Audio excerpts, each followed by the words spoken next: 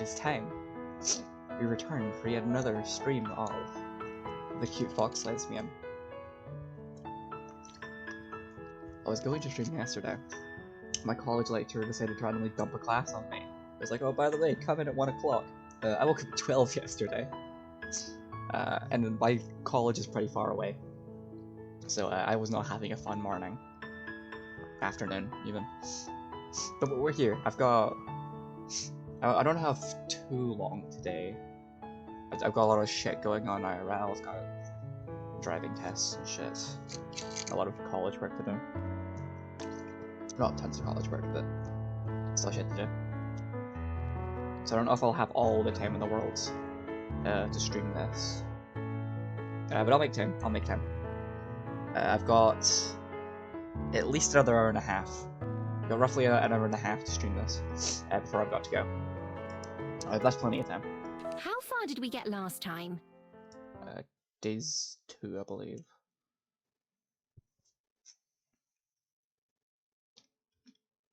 The soft sound of cloth rustling wakes me from my dreamless sleep. We fell asleep in the corner of the library. I did someone sneak up on me twice now. I don't know how long it's been. The sky outside has darkened significantly. And now stars twinkle outside the window. It's the cute vampire girl! There's no time to react. There's no time to react as the sound comes closer. I hear no footsteps, but suddenly a woman steps into view. Her clothes are pure white, making her stand out like a ghost in the dark library. Her cape rustles against her, rustles again as she reaches towards one of the shelves. One of the shelves I'm hiding behind, to be precise. Gingerly, she moves 2 books to the side and then slides another book into the space she created. She handles them like precious treasures. They might break if she's too rough. I stay perfectly still, afraid to even breathe in case she notices me. Oh god, she's so cute. And to be honest, I wasn't sure who I was going for before, but I think she's got my heart right now. My heart beats wildly as she slowly and deliberately looks over the shelf, examining their titles before taking a book from the second lowest row. Through the gaps she created in the shelves, her eyes meet in the darkness. Oh no. I tense up as she steps around the shelf. I tense up as she steps around the shelving between us to get a better look at me. Prepare myself to leap away if the need arises. The carefully memorized layout of the library flashes through my mind as I frantically plot the best way to flee. Even as I prepare my escape, I can see her taking in everything about me. The stolen blanket, the makeshift pillow, my general disheveled appearance. She opens her mouth and I brace myself for the verbal attack that's sure to come. Hello there. May I ask why you're sleeping on the floor? Doesn't matter what I say. Just distract her enough to get away. I don't have anywhere else to sleep. I thought so. She leans down and offers a hand. I look at it wearily. I don't take it, but I slowly stand, letting the blanket fall to my feet, trying to subtly get in position to run. Well, I have an extra room on the second floor that you're welcome to borrow, if you'd prefer that. Otherwise, you're more than welcome to remain here, on the ground. I apologize for waking you. That's just adorable.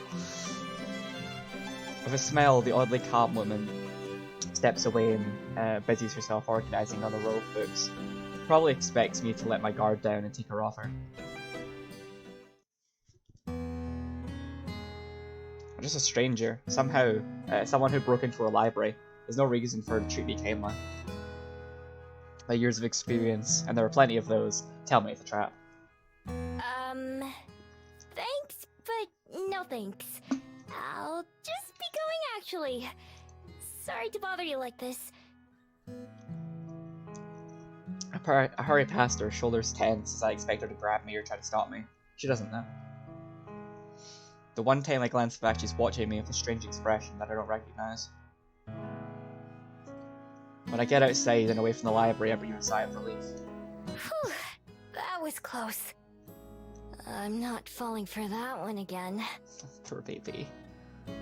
Last time I let someone feel sorry for me and accept a place to stay, I woke up to them trying to empty my wallet. I may be a thief, but at least I do it honestly. I wouldn't try to trick someone like that. That wasn't the first time someone tried to fool me and take advantage of me either. Still, it's a shame to lose such a nice hiding place. Maybe I'll give it a couple days for that woman to forget about me, and then try again.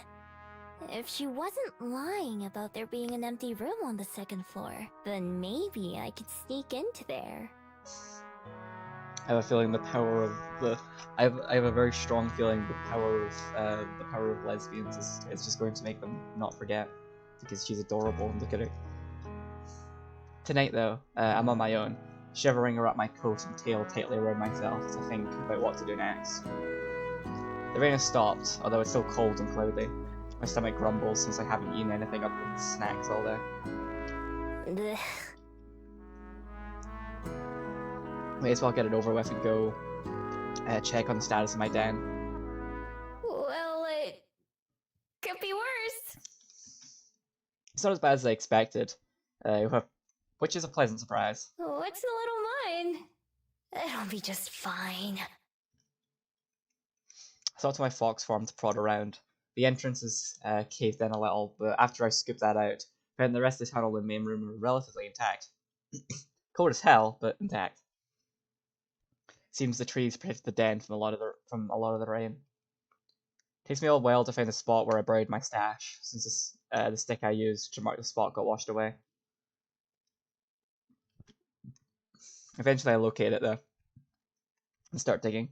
The cold mud makes my paws dirty and sore, and little flecks cover my fur. After I finally reach the soggy plastic bag, I shake myself clean before opening them as a human. Some water has seeped through and opened, and I opened the spoiled items before tossing them away. Not too picky, but I have plenty of other snacks to choose from. Eat up, birdies! A few of them swooped down to inspect the offering. I scarfed down a quick meal of cookies and unwarmed soup, along with some cold water from the stream. At least the water is satisfying. Then, even though I just woke up from a nap not so long ago, I shoot back into my fox farm to crawl into my den and curl up. I'm sure it'll be a while before I fall asleep, but I don't feel like going back into town. I don't feel like going back into town. Yeah, I've had enough excitement for one day.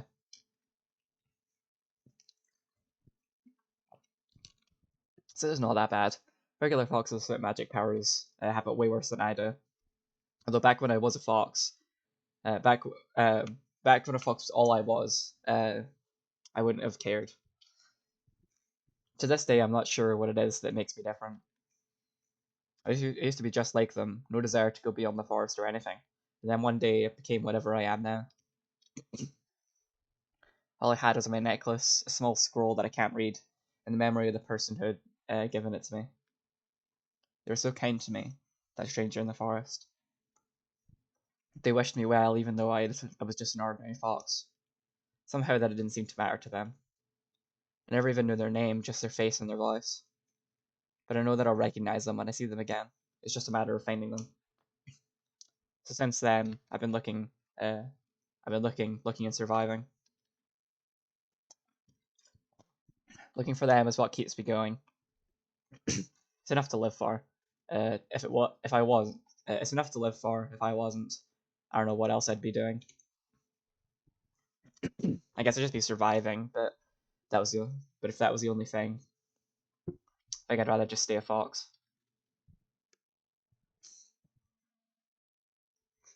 Staying outside my den in human form, I take stock of how things stand. The sun thankfully out this morning, but everything remains damp from the ground to the muggy air itself. The chill and the breeze is the worst, making me shiver every time it hits me. The Bell House was pleasant when I visited a couple days ago, so I decided to head down towards the main street and get a coffee there while I work out my next moves. Coming to the door of the cafe, I pause and wipe my feet on the mat outside. The human fascination with surrounding themselves in concrete makes a lot more sense as I work the mud off my feet. With that, I finally head inside, only to stop in my tracks as the door shuts behind me. the cute girl from the library again. Standing behind the counter is the same girl who I saw reading in the library yesterday, talking with a customer as she takes their order. The general aura around her is unmistakable. The person in front of me finishes their order, and I step up to the counter. Good morning. Welcome to the Bell House. What can I make for you today? I love her voice. Oh, hi. I'll have... A vanilla latte? Nah, that's boring. What do you recommend? I want to try something new. I'm glad you asked. I was just thinking that you look like the sort of person who would enjoy one of our Fairy Kiss chillers. I was about to tell she was gonna bring up that fucking dessert again. The last girl brought up. It's one of our signature drinks, with a vanilla gelato base and a mint chocolate chip swirl. I was planning to get something warm, but that does sound pretty good. Okay. Give me one of those then. Perfect. And could I get your name, please? It's Miho. She scrolls something onto a cup and finishes it with a big flourish. I'll have that right out for you. Thanks. I pay and then go to take the same seat as before, next to one of the windows. It's pretty empty in here again, so I can sit wherever I want. Before the barista starts making my drink, I spot her writing something else down on a little notepad. She glances my way once or twice while she does, but I pretend not to notice. I wonder what it is. The barista yesterday didn't write anything down. Anyway, I've got more important things on my mind. I'm all over the plan which formed as I walked here. I'm increasingly happy with it. Tonight, I've already decided I'm going to sneak back into that library. Should have picture frame and some of the other trinkets I saw. Should be able to pilfer enough to fund my next few days in Wellington. Finding somewhere to sell it should be the easy part. What a dozen excuses I can recite about where the item came from. Dead grandma, spring cleaning, new renovations. Sometimes I try extra hard and pretend that the thing I'm selling are really special to me, and I earn a bit more cash that way. Sometimes I just take whatever they give me. After years of watching other humans do it and try it out myself, I've gotten good at pawning items off. So I find myself idly watching the barista make my drink. While I do, I practice a disarming style. All of her movements are quick and practiced, but she has that same far-away look in her eyes that I noticed yesterday. She looks up, and her eyes meet. I don't look away, and she turns pink before ducking away behind a machine out of sight. Aww. Those fucking... Oh god, they're both so cute. Huh. Weird girl. Girl, you're also a lesbian. What are you talking about? Turn my head around to look around the cafe, and a butterfly outside catches my attention, so I watch that instead. It flutters back and forth, landing on a flower and resting its wings. Miho! Oh, my coffee's ready. Quickly get up and skip over to the counter. Cup in hand, she starts to head over to give it to me. But then several things happen at once. Oh shit.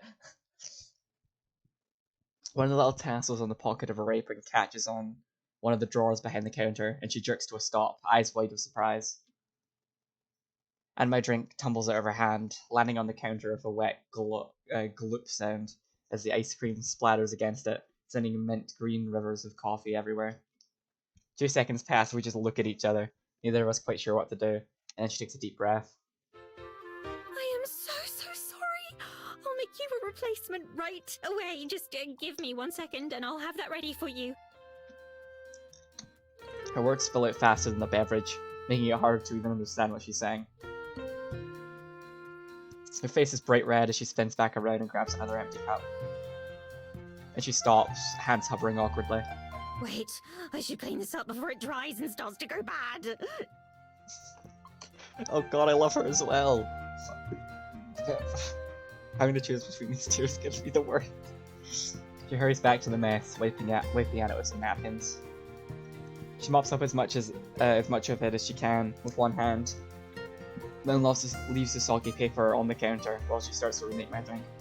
I'm really sorry. This is such an embarrassment. Give me a second, hold on.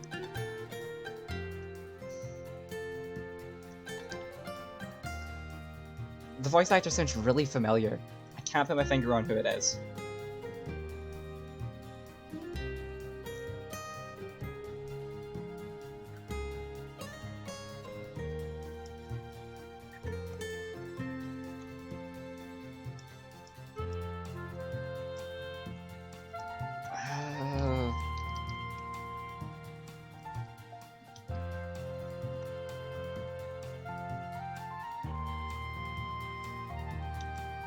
Let me figure out who it is.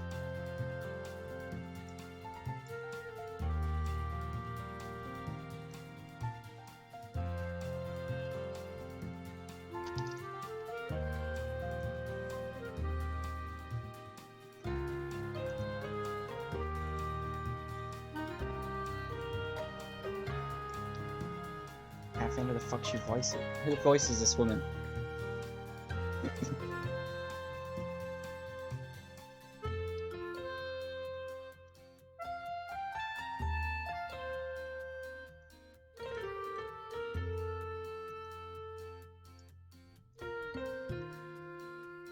Wait a second, I'm doing fucking incredible research.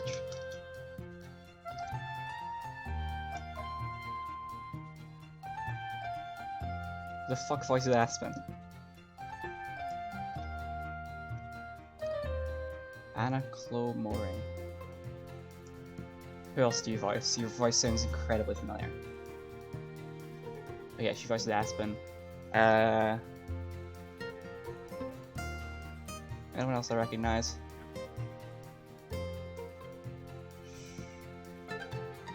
She does a lot of NSFW voice acting, apparently. She voiced someone on Death Battle. She did a lot of work for Himation.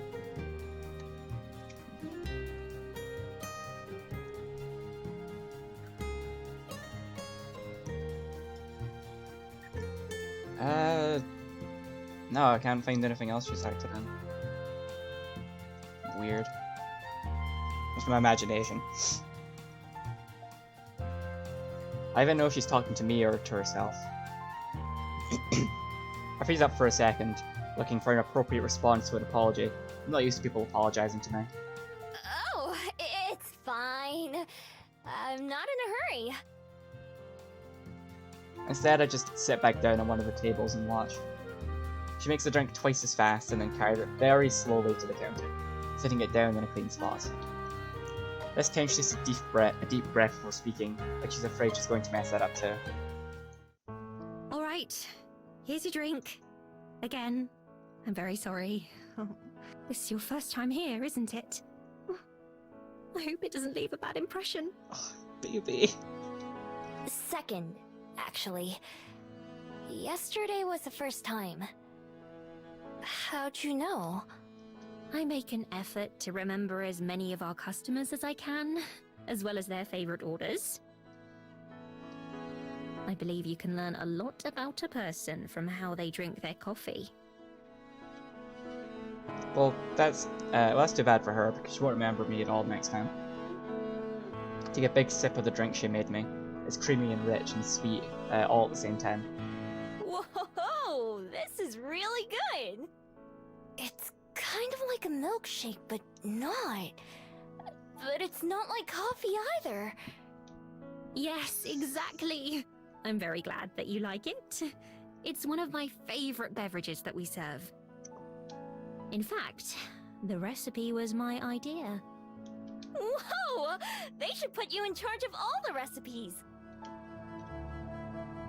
She smells again, seeming like she's gotten over the crisis of the spilled drink already. Thank you. I'll make you another one of my favorites next time, if you'd like. Totally! At least I'll know what to order next time, even though I'll have Elephant forgotten. I'm already thinking of this place as my go-to coffee shop, especially it's in a convenient area. Okay, I know where the fuck okay, I think she sounds a lot like, she sounds like Audrey. from Perfect Gold.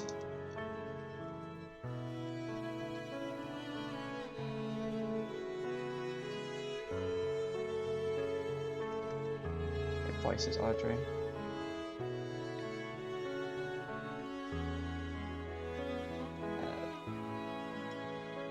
Eileen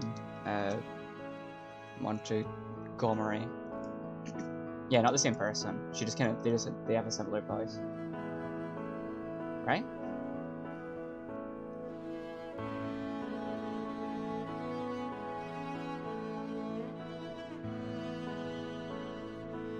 Yeah, they're doing the yeah.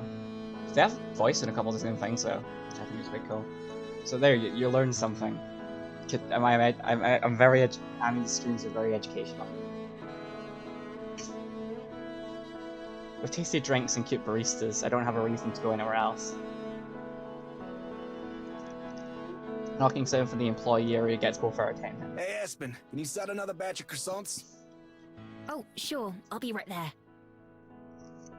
She calls back over her shoulder, then looks back at me briefly. Have a nice day, Miho. You too. They're adorable. Oh, I don't know who I'll choose, I swear to God. With a wave, she gathers the trash from the cleanup, and throws that away before disappearing into the back. So her name is Aspen. That's a pretty name. I'll have to try and remember that. Ooh.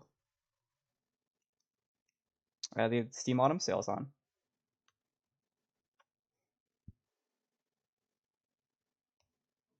I'll check that out later.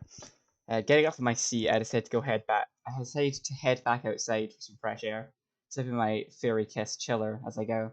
I head out the door and enter the increasingly busy main street. I already know my plans for tonight, but I still have some time to kill before then. What should I do? Oh shit, I've got options now. Oh no. Oh god, what the fuck do I do? What does any of this mean? Okay, apparently I can't go to the library.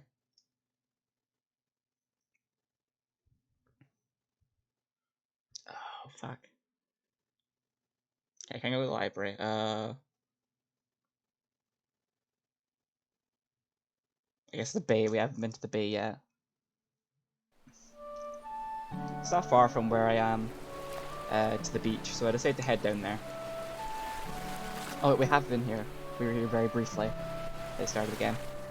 Passing through the city streets, I recognized some of this area from my first day here, but I was running from the Skyport guard. Yeah, see? Told you. Big brain. Whew. Glad that guard chased me in this direction, or I'd have never found the Bell House. And really, that's been the highlight of Wellington so far. When I get down to the beach, I take a moment to enjoy the salty sea air.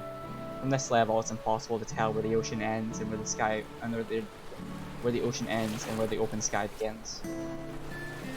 I can see the Skyport from where I am, with a few older ships anchored in the harbour close by. And when admiring the view, a worried-looking lady comes up and waves for my attention. Hi, I'm looking for my son. He's about this tall and wearing a red sweater. His name's Tommy. Have you seen him? Ah, shit. Nope. I haven't seen anyone like that. I just got here. Okay, thanks. Well, shit. She walks away in a hurry, looking right and left as she goes to ask someone else. Humans sure do have it rough. Since they can't smell or even hear most things, it's a wonder they don't get lost more often. I amble along the waterfront, watching all the people as I go. Lately, like Cuba Street, there's a lot going on. Under a nearby bridge, a group of 3 mermaids are racing each other. Close to the bridge are a bunch of people fishing, with a stressed-looking guy running back and forth between them. Next to a boarded-up market stall and some big crates, I notice something weird. It's a boy. It's a little guy. There's a fabled with a big flower on their head, that spins like a propeller. They're using it to drift at a small circle above something near the craze. I have to check it out, of course. Nobody else pays any attention. I wander over and take a look. The Fable stops spinning as I approach and gives me a helpless look. It doesn't say anything. On the other side of the crates, out of sight from the path, there's a little boy sitting on the ground with his back to one of the wooden boxes. Are you Tommy? Oh shit, thanks for the follow. Great to have you here. My mobile feed is all sorts of fucked up, apparently. Whatever, that'll work. Alright, thanks for the follow, welcome to the stream. We're playing the wholesome game about the gay fox. It's very good. The kid jumps, totally surprised. Oops. He scrambles up and looks at me with wide eyes. How'd you know? He's not wearing a red sweater with an hat. Your mom's looking for you. She seemed pretty worried. His expression goes from surprise to sullen real quick. I don't care. I don't want to go with you. Why not? Why are you over here instead? 'Cause I'm hiding. Oh. Okay. Anyhow, it's trying their best. It's a pretty crummy hiding spot. I mean, it's totally open on three sides. I don't see that though. I'm doing pretty well. What about you? Instead, I look up at the Fable floating overhead. It looks almost as bum as Tommy. Who's that? That's Jerby! You mean you can see him? Jerby? Oh, I love him. I can. Is that weird? I'm vibing with Jerby.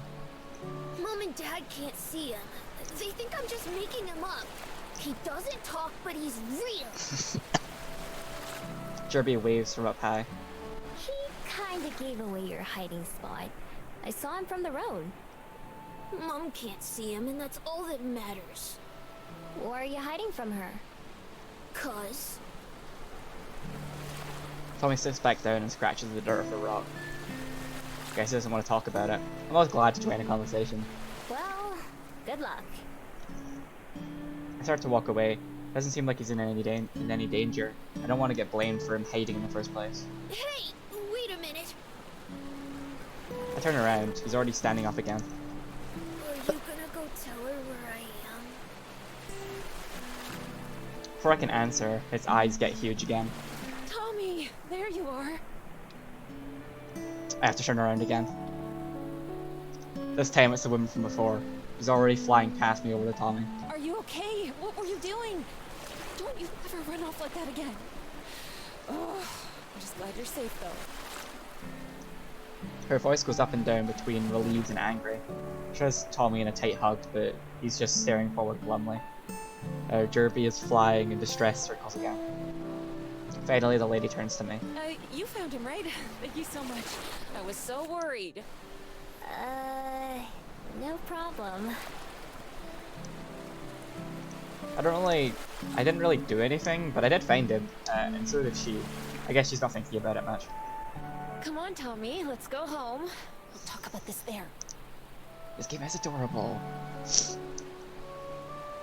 No, I'm not going. That's not home. Wait till you see the love interest. My ears flinch as he yells. He stamps his foot on the ground for me to point. Tommy, sweetie. Home is where it's you, me, and Dad, not that apartment. Ah, shit. I feel you, my man. I feel you. Not really, but I kind of feel you. That's still your home too. But this, it's like your second home now. No, it isn't. Not without you, it's not.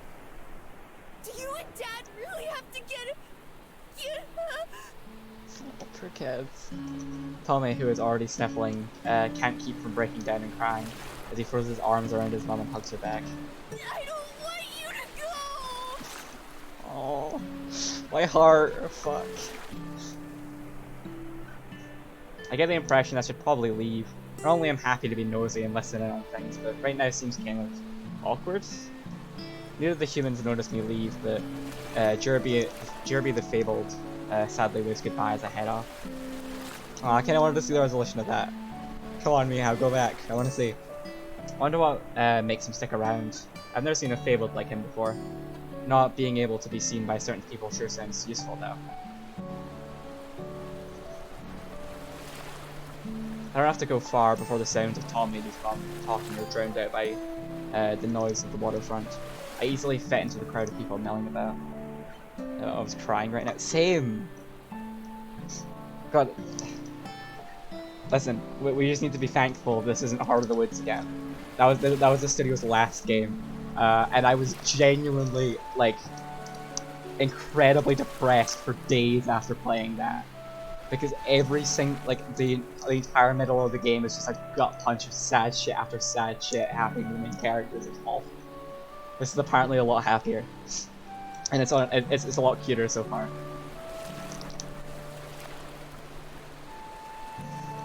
Being able to live a life that no one notices is close enough to being invisible. I'm very lucky that I don't ever have to have those kind of tearful conversations or panic about someone missing. No, being part of the crowd is just perfect for me. I stand at the concrete and admire the ocean until I've had my fill, and I start wandering again. Oh shit, okay, we get...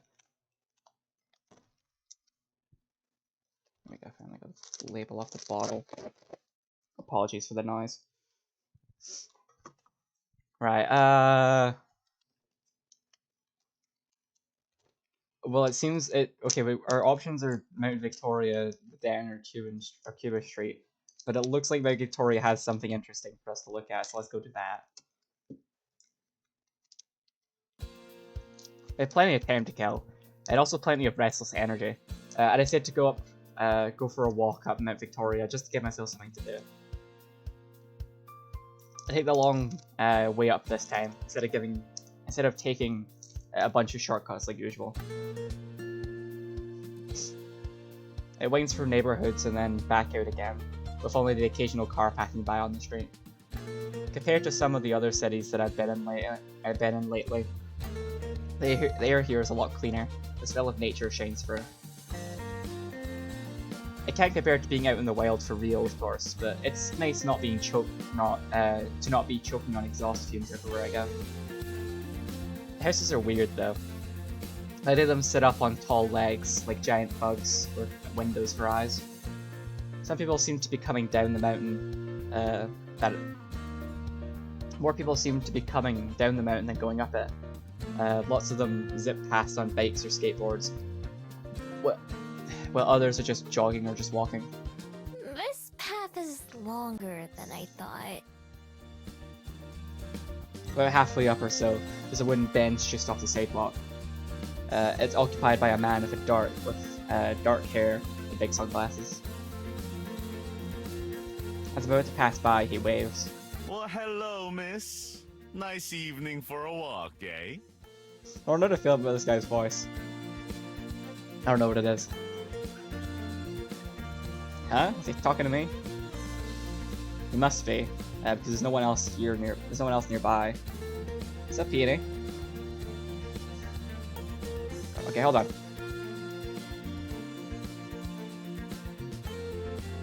So let's play TikTok again. It's good. Okay, I think I'll just... Okay, we'll have a very...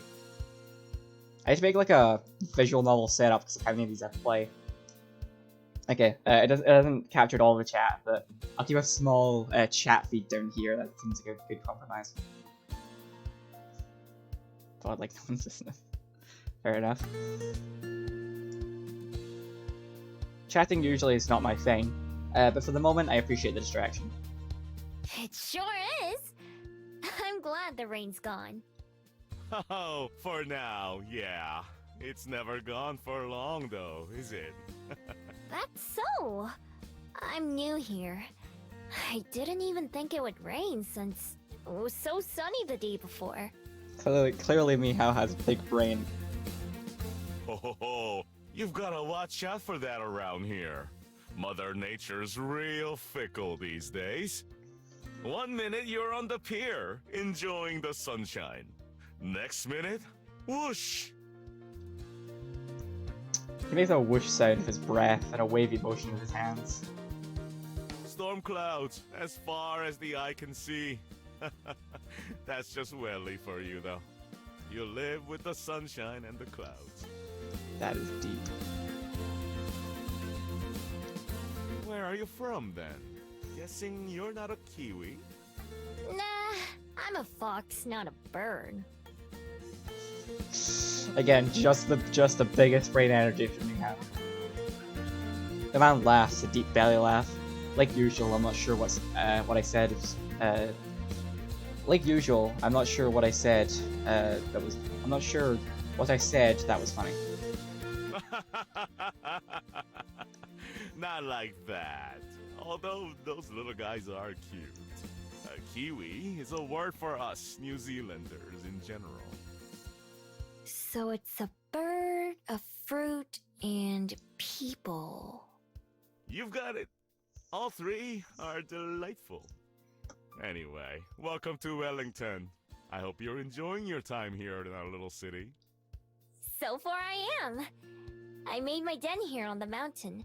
I've gotten coffee a few times, and I went to the library. I conveniently leave out my plans for the next time I'm in the library. Well, I can't say that's the usual tourist experience, but I'm happy to hear that it's working out for you. Staying long? Probably. I decided to come live here, but I'm still getting to know the place. So, maybe I'll change my mind. A true free spirit, eh?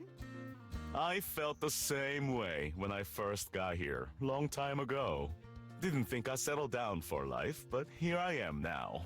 Lived more years here than everywhere else in my life. It can't be that long. You don't look very old for a human. No?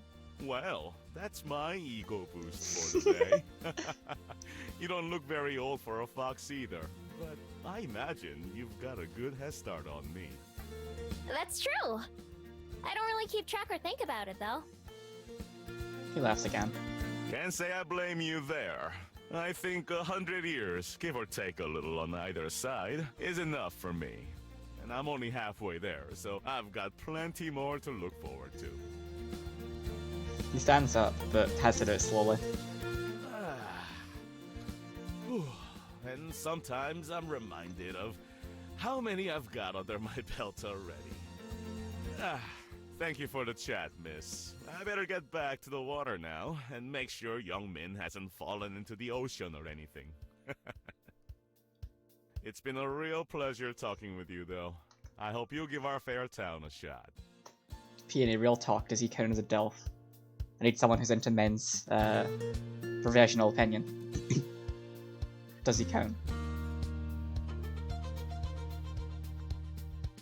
Thanks. It was nice talking to you too. No? Shit.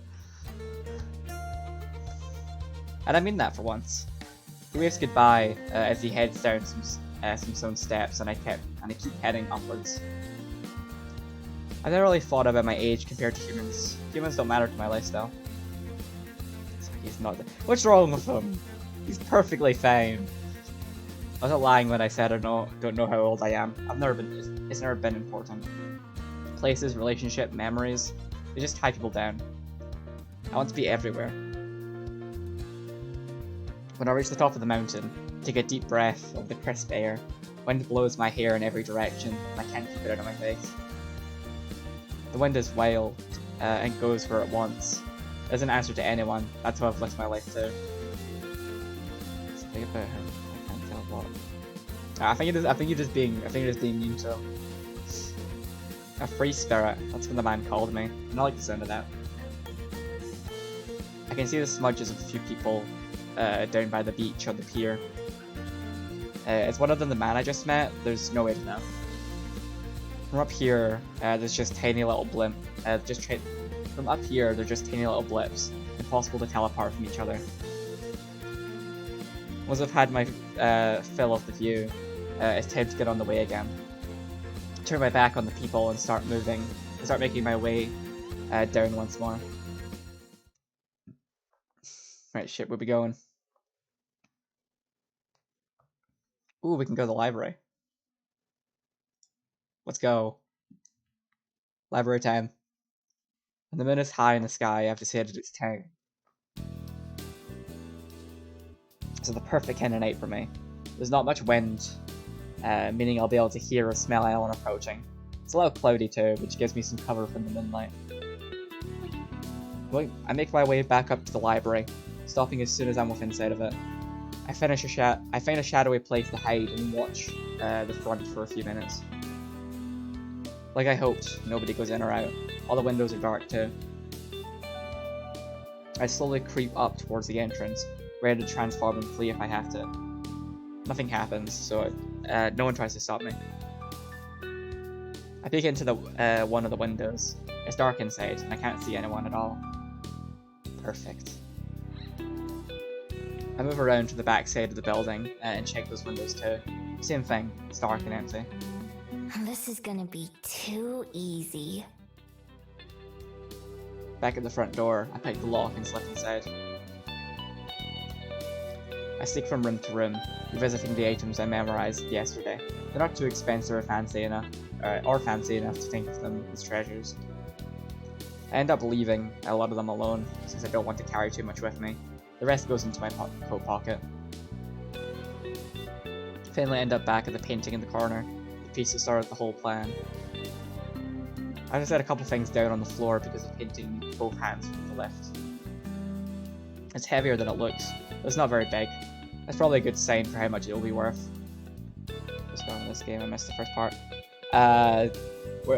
Where our main character is a little fox girl who's came to Fantasy New Zealand. Just kind of vibing because she heard it was nice here. She is attempting to steal everything in sight to sell for money because she's hungry and doesn't have anywhere to stay. She is broken and she's trying to steal all the shit from this library, but it's also run by a cute vampire girl, and I don't know how I'm gonna decide between her and the cute barista when it comes to it.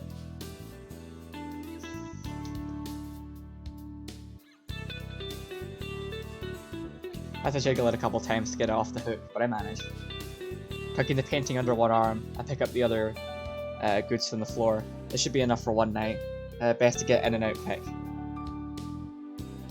Start to head back to the front door where I came in. I know, both good options. I have a feeling the house would get caught though. Called it. Before I get there, light floods the room. My heart starts to race as I immediately prepare to run. I quickly glance over my shoulder, shows the woman from last night standing at the top of the stairs. Her eyes are glowing blue with anger. She takes a step forward, not seeming to touch the stairs. Leave that painting alone! I've got to get out of here, now. Throwing caution to the wind, I clutch my spoils tight and charge for the door, trying to make myself as small a target as possible. The painting is too big for me to transform and still hold on to it, so I gotta do this on two legs. Stop! Please! I don't stop. Just like my arrival here with the guards at the skyport, the feeling of being chased has already taken over. It's exciting and scary at the same time. Either way, it spurs me to move faster. I feel really bad. Using my shoulder, I crash out the front door onto the night. I run as quickly as I can, keeping an eye out for the patches of slick mud or puddles of water. Also, that was the cute vampire girl. The path I take goes far past Mount Victoria and my den, ending up at a small residential area.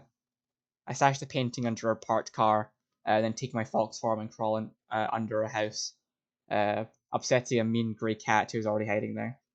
I know, right? I don't know how the fuck I'm gonna choose, honestly. Makes a low growling sound as I glare at it, desperately willing it to be silent before it gives away my position. I growl back at it as best I can, and that seems to scare it into shutting up. I'm not sure if I was being followed or not, but I don't want to take any chances. I know, God.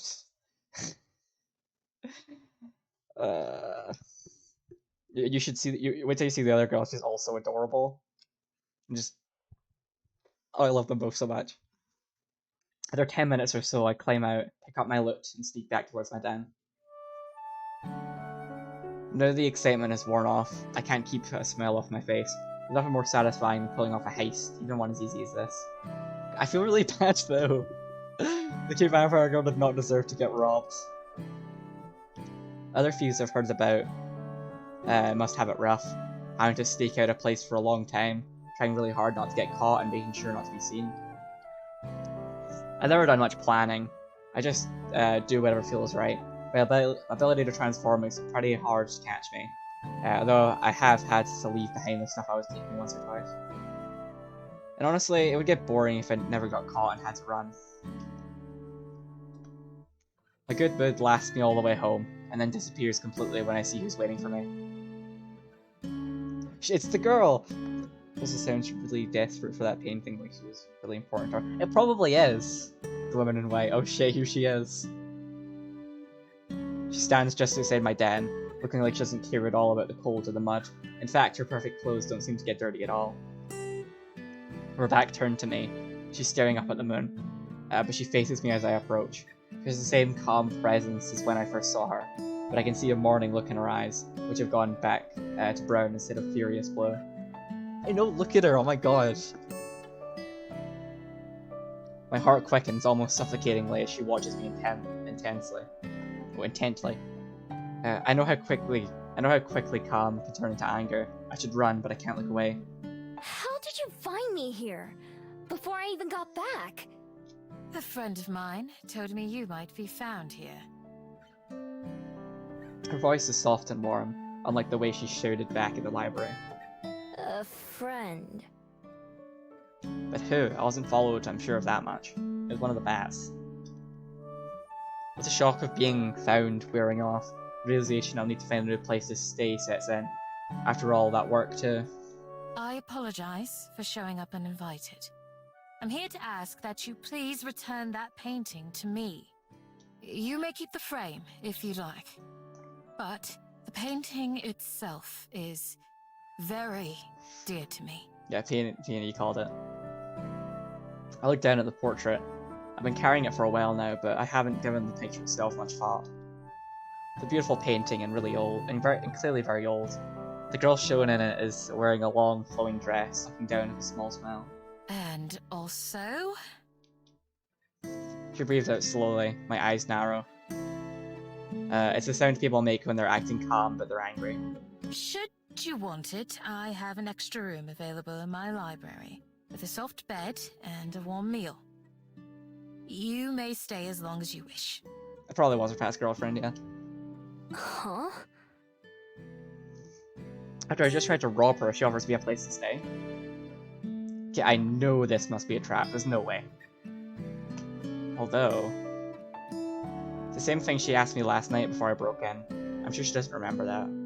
Why? Because I have more beds than I could possibly fill, and more food than I could eat. If there is someone who wants or needs them, is it not appropriate to share these with them?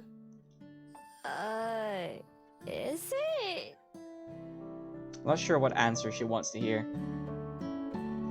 She looks at me again, the same expression as it was at the library. Well, her offer does sound kinda tempting. I guess it's not like my place is as nice as yours. Not anymore, at least. Not after it rained and made half of it mud. I looked down at the painting again. If I sold it, it was just going to be so I could buy the same things she's offering me. I still don't trust her. I've watched people enough to know better than that. There must be something she wants. But I don't think she wants to hurt me. I know I don't have anything worth stealing. If she did try to pull something, I could just run away. It's only one night. I can come back and try again, or find someplace else to take from. I look down at the burrow past where she's standing. It looks less a den and more a pile of mud. The thought of sleeping there again practically makes a decision for me. Fine, I'll take it. She breathes out slowly again and smiles. Maybe that sound doesn't mean she's angry? Wonderful. I'm glad to hear it. I should introduce myself properly. My name is Juliet. May I ask what yours is? Miho. I've had to introduce myself twice in a day now. That has to be a new record. Well, Miho, it's a pleasure to make your acquaintance. Let's return to the library. I can carry the painting if you'd like, or you may hold on to it until we get there. I shrug. Here, feel free. I know! God. Ah! Women, am I right? Women. She receives it gently, and I quickly fall in behind her as we begin to walk back. To my relief, she doesn't try to make any conversation. Instead, she silently cradles the painting as we go. Women. When we get back to the library, the lights are off and the door is still unlocked. After setting the painting down on the desk, Juliet gestures towards the stairs. It's on the second floor. I follow her lead again, until she stops at one of the closed doors. She unlocks it and lets me in. Nice. The room is simple and cozy, with a couple dressers, a table, and a bed. Over the bed, there's a boxy window, with a wide still, big enough to sit on. On the table is a cheese sandwich, and a few apple slices, plus some sort of cake, just a pitcher of water. I hope the food is to your liking. 2 rooms down the hall from here, you'll find a refrigerator, and you may help yourself to anything in there. My study is just past that. If you need anything, don't hesitate to come find me. Is there anything more I can bring for you? I shake my head, still in disbelief. Ugh, our little baby. I want to hug her. Look at her. What am I even supposed to say in a situation like this? I just stole for her, and now I have both a bed and food in return. As if to answer my confusion gives a calm smile, doesn't help. Then I'll leave you to it. We can speak again in the morning. Good night, Miho. The door shuts behind her, and I expect to hear Juliet lock it. When I try the knob after giving her a few moments, the door opens quietly into the dark hallway. You know, you already simping. For the love of God. Juliet's nowhere to be seen. I pull the door back shut behind me and inspect the room, looking for any hidden threats. I also check the food, sniffing it to make sure there's no poison or anything. If there is, I can't smell it, and so I dig in instead. Still pretty in that voice. I know! I'm trying to... I'm not entirely sure where to put this. I feel like... Okay, I'll leave it in the corner.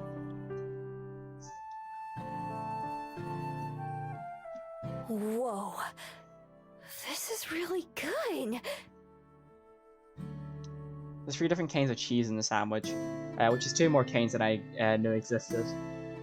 The bread is soft and buttery. When I take a bite of the apple, juice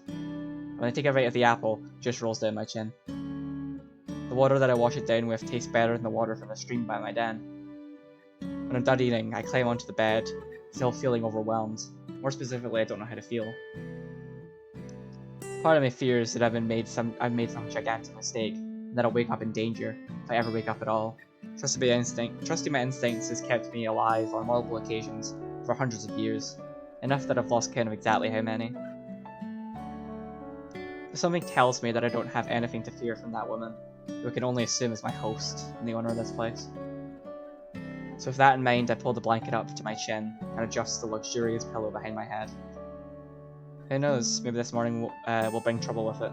But right now, just sleeping sounds alright. I wake up to the sound of birds chirping loudly outside. Blinking wearily, I prop myself up and look towards the warm sunlight beaming through the window. The sheets under my hands feel soft and dry. My hand goes to my neck, taking in the soothing familiarity of my necklace. It's still here. If someone was going to rob me, it's the only thing I have that would seem valuable. I sit up and look around. It doesn't look like anyone came in while I was asleep. Maybe I really am safe here. Wonder if Juliet's friend was the sent in was outside my den on the first morning. I don't know how else you could have found me, or how they did it without waking me up. If it happened before, it could happen again.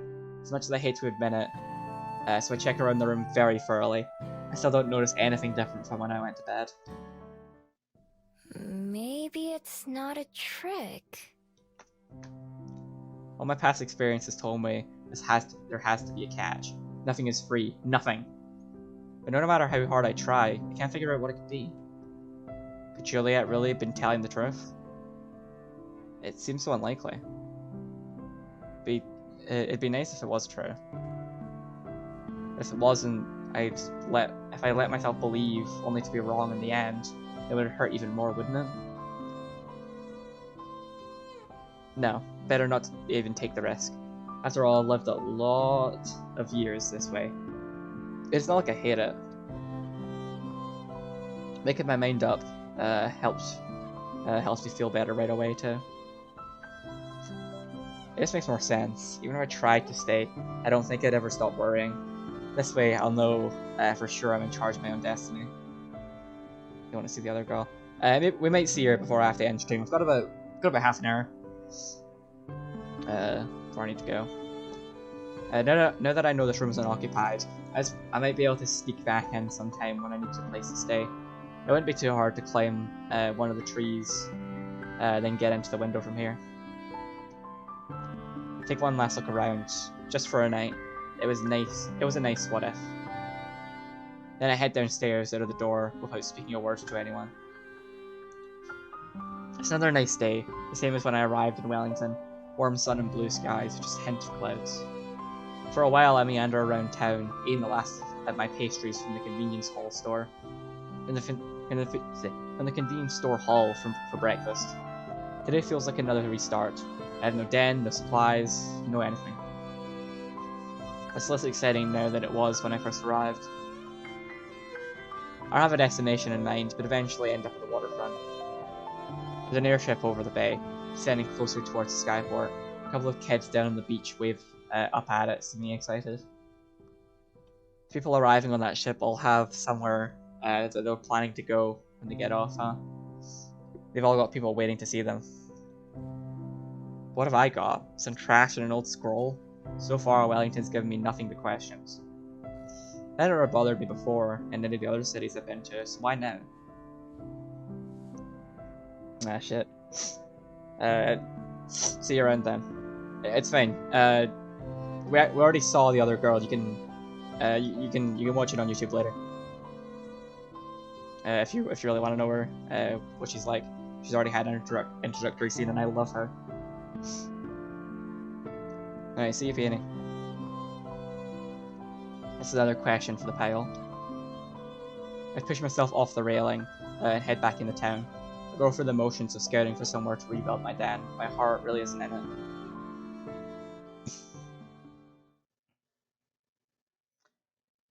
After wandering for a while, I end up at the Bell House yet again. It's just the place I go when I have nowhere else to go. There are more customers than usual, so there are 2 people working behind the counter. It only takes a brief glance to notice one of them is Aspen. I'll send Peony this. Yeah, where's her DMs?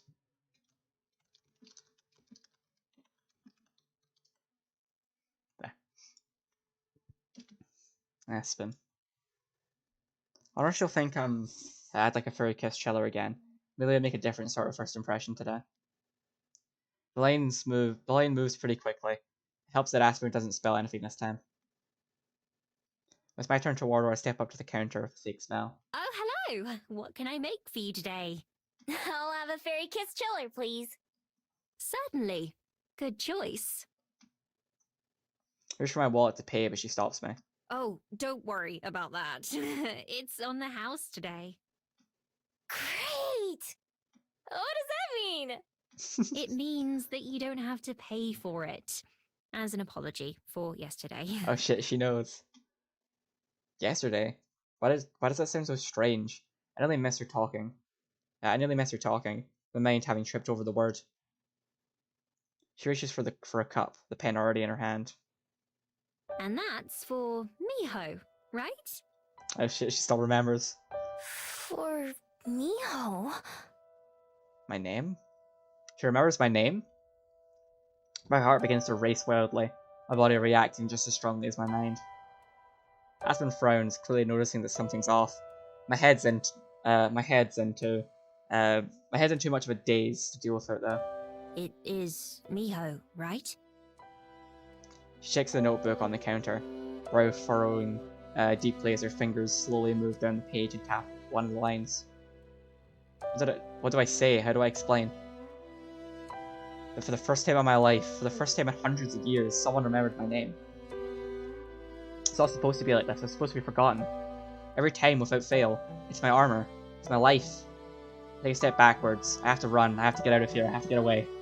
But where to? I've been running. I don't have anywhere else to run to. But I don't have any other choice. For the plan or destination, I turn on my heel and bolt outside, not daring to look back. Everything is wrong, I have to go. Miho! She's calling my name again as I disappear into the street. It's not the first time I've heard that as I flee. But never like this, never such confused, worried tone. Feeling sick to my stomach, I push myself to run even faster. Maybe I should just leave this whole city, go to the next airship out of here, and act like it had never happened. I could go somewhere else, back to China or America or anywhere, and start over again. If in days it'd be like I never even came to Wellington, my life would be back to normal, and eventually I'm sure Aspen and Juliet would forget about me, just like they're supposed to. Nothing would be different. Except that's not quite true. I wouldn't forget what happened here even if everyone else did. No matter what, I'm sure I won't ever be able to get these past few days out of my mind. When I get to Mount Victoria, I finally stop running. Not because this place is special, or because I wanted to come here, but because I don't know where else to go. I make my way up to the top of the mountain, just like I did on my first day. The view, which I admired so much last time, doesn't do much for me. Instead, the city looks cluttered and confused from up here. My chest hurts from running for so long. I'm much more used to quick bursts of sprinting to get away from something or someone. I guess that's what I'm trying to do right now. I'm not sure what it is I'm running from. Whenever something goes wrong, my first instinct is to flee. Aspen remembering me definitely counts as something wrong, but when I start to think about it, why? Some of the reasons are obvious. Mostly, what if it's not just Aspen? What if everyone can remember me now? Even worse, what if people who forgot about me a long time ago start to remember me? Both could get me in a lot of trouble. My days of the thief would probably be over. Some places I could never even show my face. I could never ever show my face again. The smart thing to do is to leave. I can even see a couple of airships in the skyport right now. I have everything with me. I could just go. There's nothing keeping me here. And yet, I don't move. So I don't even know what it is I'd be running away from. From Aspen? From Wellington? When I think about it, I have to admit that running wouldn't get me anywhere. This worry, these questions would follow me wherever I go, no matter how far and no matter how long. So then, what do I do? The only answer I can think of is the scariest one, and it goes against everything I've ever learned. Closing my eyes, I picture the library and Juliet's offer. Picture Aspen, whom I barely know, who has already changed my life. Maybe I should stay and try to find out more. Maybe, just maybe, being remembered might not be all bad. I clench my fists so tightly my knuckles turn white. The urge to turn tail and head to the skyport is so strong, it's almost like a magnet pulling me there. I resist it though. Slowly I walk back down the mountain, making my way to the library. I'm not sure what to say when I get there. Explain everything to Juliet and hope she'll let me stay in that room again. I don't even need to the room. I could rebuild my den and hide there. Maybe in a new spot, one that Juliet doesn't know about. Not having to worry about the weather or other animals would be nice though. There's no telling if Juliet would remember me too. If not, it might be easier to pretend it's my first time visiting and just ask if there's anywhere I can stay. Even though I'm not moving very fast, I still don't feel ready for this conversation by the time I reach the library's entrance. It's only been an hour or so since I left the Bell House, so it's not late enough for the library to be closed. The usual stream of people flows in and out of the door. Okay, I can do this. I stand off to the side of the entrance, preparing myself as people pass to and fro. My heart is racing the same way it does during a tense break-in, maybe even harder. My tail twitches back and forth. Usually I don't notice, but right now I'm super aware of everything about myself. Putting off my instincts, I open the door and let myself in.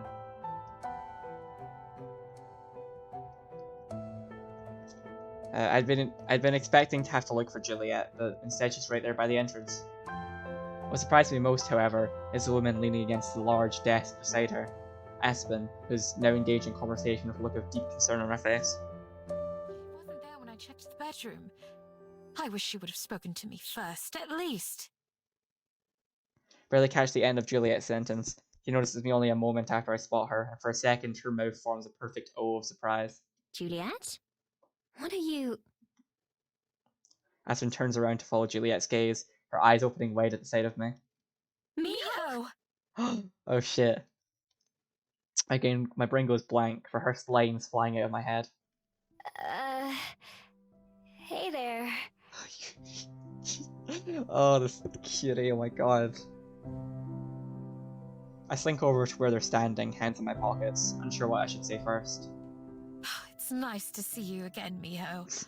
I was hoping that you'd return. Me too. That was pretty sudden. I worked extra hard on that drink for you, you know. I freeze up, looking for the words. Aspen's expression softens in concern. Miho? Alright, the drink. I'm sorry. Well, I ended up drinking it myself, so I suppose I can't complain too much. She laughs, and I can't stop myself from blurting out my next words. You seem different. I'm sorry? Like, less polite? Well, I'm not at work anymore, am I? What am I even saying? What am I even saying? What was I planning on saying again? Will you be staying for a while, Miho? If so, we can continue this conversation in the dining room. It's a bit more private there. Juliet takes charge of the conversation effortlessly, and I accidentally sigh in relief. Yeah, sure. That sounds great. I'm not gonna run away again. I'm glad to hear that. Right this way, then. All three of them were so cute, oh my god. Juliet leads the way down the hall and into one of the locked rooms. We enter the cozy little room with a table and a few chairs, as well as the fridge. The three of us sit down, although I move my chair so I'm not so close to the others. Can I get you anything to eat or drink, Miho? Shake my head. I'm hungry, but I'm way too nervous to eat. Juliet smells in response to my answer, which came just a little too quickly to sound natural. By the way both she and Aspen are looking at me, I can tell they're expecting me to say something first. What are the words that I plan to say are coming back to me? What do people even say in situations like this? Temptation to run away was overwhelming. The door just a few feet behind me. My knuckles whiten as I tightly clench my fists in my lap, pushing myself to resist the urge. I told myself that I'm going to take this chance, even if it's the hardest thing I've ever done. I'm going to be honest with them. Well... I struggle to think of what to say. Juliet waits patiently, her eyes gazing coolly in my direction, more than directly at mine. Aspen soon grows restless, however, her expression clouded with concern. Sorry. I don't know how to just say things. I've only ever copied other people's, so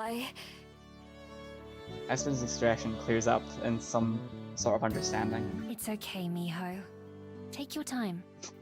They're so cute. So I don't really know how to talk like this. You're doing just fine. If you say so.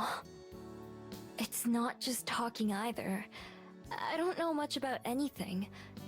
Well, anything human. All I really know about is being a fox. And all we foxes care about is how to survive. It might be hard to believe, but I'm not a normal fox either. There's something kinda special about me. Kinda different. I finger the bead around my neck. Their constant warmth and presence is reassuring. I avoid looking at either Aspen or Juliet's face. What else? Usually, I have to steal to get by. I don't just have to, I like to. I'm good at it too. That's how I ended up meeting Juliet.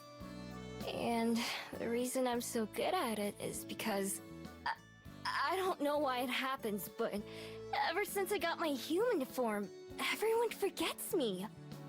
Even the people who catch me stealing from them.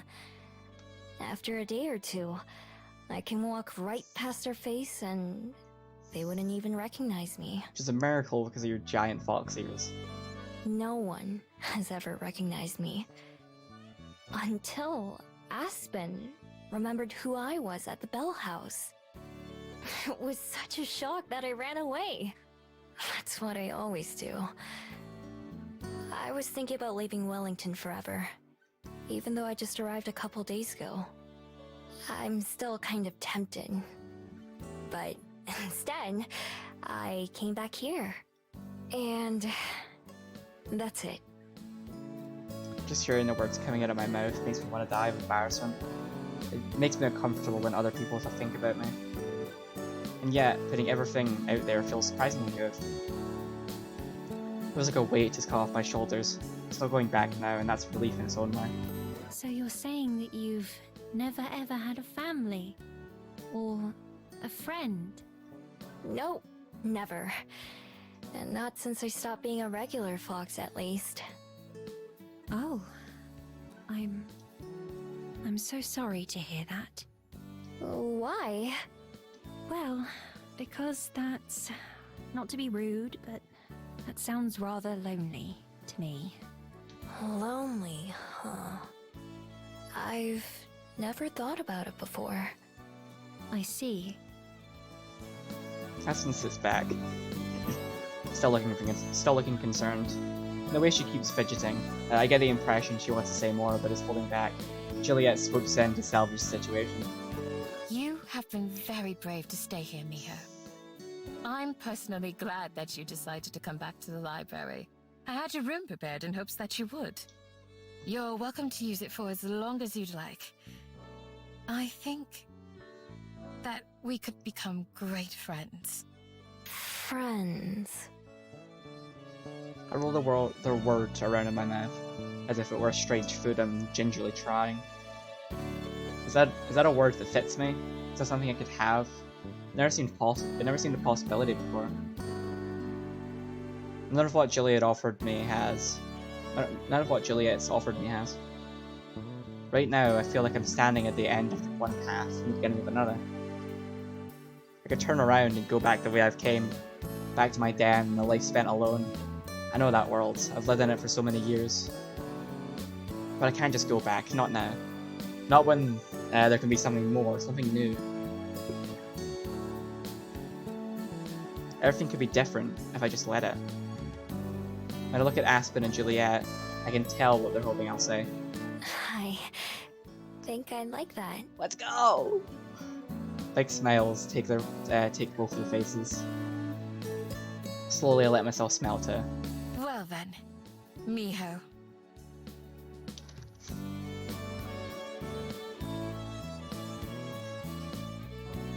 Welcome home. Oh, it's so cute. Oh, my heart. Oh, my fucking heart. Oh.